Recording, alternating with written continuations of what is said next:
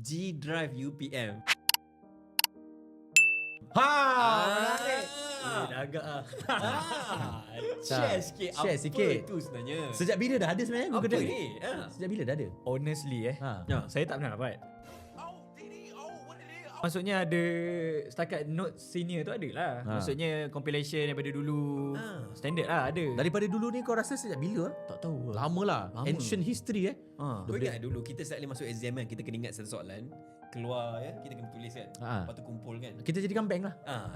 Bank question. Ada juga. sama lah tu. Sama lah. So tapi cuma dulu kita jadikan benda tu dalam bentuk fizikal. Kita tulis semula. Kita tulis semula. So jadi macam fizikal lah benda tu.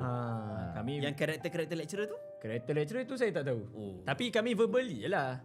Maksudnya tak adalah sampai G drive tu. Maksudnya kita Ataupun kau tak ada access kat yang folder tu. maybe saya tak ada access tu. Kau bukan geng-geng yang kiasu lah.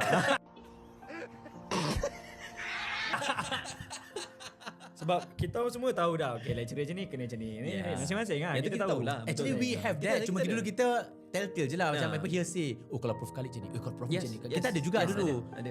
Tapi cuma cakap-cakap je lah. Kalau kau dapat Prof Nafisa, bilang kau mesti kau lulus.